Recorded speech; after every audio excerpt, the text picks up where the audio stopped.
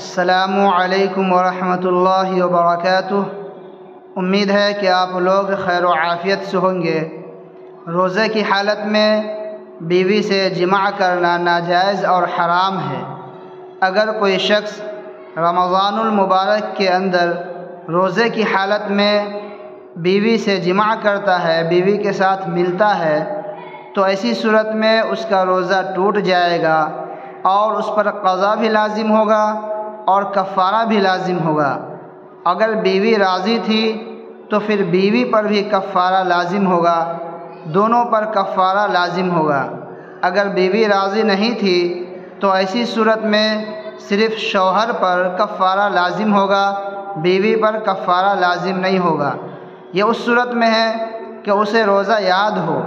روزہ یاد ہونے کی صورت میں اگر اس نے اس طریقے کی حرکت کی ہے تو پھر اس کے اوپر کفارہ قضا دونوں لازم ہوگا۔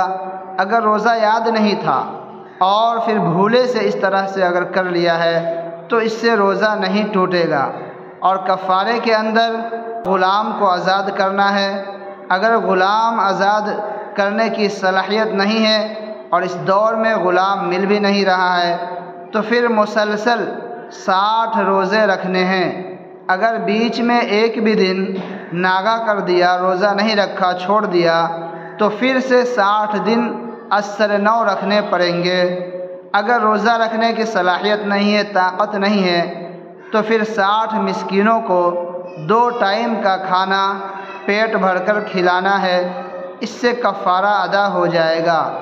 لیکن یہ اس وقت ہے واقعی میں اس کے اندر طاقت اور صلاحیت نہ ہو، وہ کمزور ہو یا بیمار ہو اور 60 روزہ نہیں رکھ سکتا ہو، تب مسکین کو کھانا کھلانا جائز ہے۔